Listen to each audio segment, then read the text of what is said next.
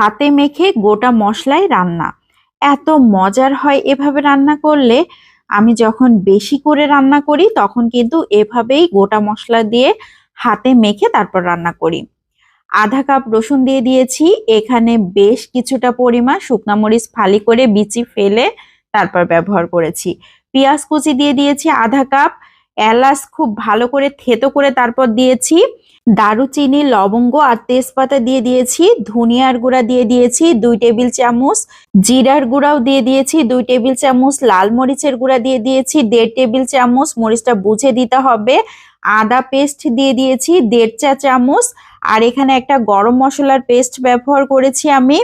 এখানে বেশ কিছু মশলা একসাথে করে তারপর দিয়েছি 1 চা চামচের মতো লবণ, হলুদ দিয়ে দিয়েছি পরিমাণ মতো। আর 1.25 কাপের মতো তেল দিয়ে দিয়েছি। তেল আমি পরে গিয়ে আরো একটু ব্যবহার করেছিলাম, মানে সব মিলিয়ে আমি এখানে 1 কাপের মতো তেল দিয়েছি। তেলটা যে যেমন পছন্দ সেভাবে দিতে পারেন, আর মরিচটাও যে যেমন খেতে চান সেভাবে দিতে পারেন। এখানে আমি 3 কেজির মতো গরুর মাংস নিয়ে নিয়েছি। সেম ভাবে কিন্তু খাসির মাংসটাও রান্না করা যাবে। যারা গরুর মাংস খেতে পছন্দ করেন না তারা খাসির মাংস দিয়ে এইভাবে রান্নাটা করে নিতে পারবেন।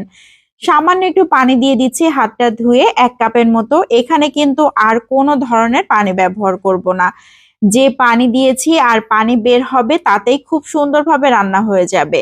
15 মিনিট জাল করার পর দেখেন কত পানি বের হয়েছে। মাংস থেকে কিন্তু অনেকটাই পানি বের হয়, এজন্য আমি 1 কাপ পানি দিয়েছিলাম। আর গোটা মশলায় রান্না করছি, একদম ভাজি করে রান্না করব, আর পানিই লাগবে না। এভাবে আমি বসিয়ে রেখেছি একদম 30 মিনিট। ফিরে এসেছি 30 মিনিট পর। মাংসের কালারটা এখনই কত সুন্দর দেখা যাচ্ছে। গোটা মশলায় রান্না করলে কিন্তু প্রথম দিকে খুব একটা দেখতে ভালো দেখা যায় না।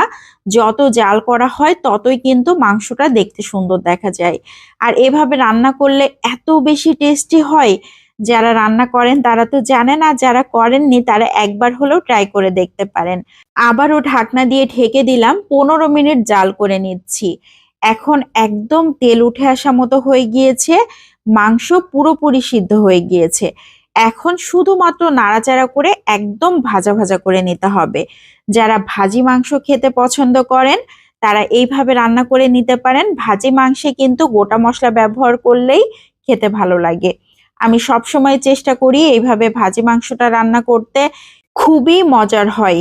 অল্প একটু গরম ভাতে নিলে এত মজা করে ভাত খাওয়া যায়, 1 প্লেটের জায়গায় 2 প্লেট 3 প্লেটও খেয়ে ফেলতে পারবেন, এত বেশি মজার হয়। তো কেমন লাগলো সবাই লাইক ও কমেন্টের মাধ্যমে জানাবেন। ভালো লাগলে বেশি বেশি করে শেয়ার করে দিতে পারেন, অনেকেই দেখার সুযোগ পাবে। আজকের মতো বিদায় নিচ্ছি। আসসালামু আলাইকুম।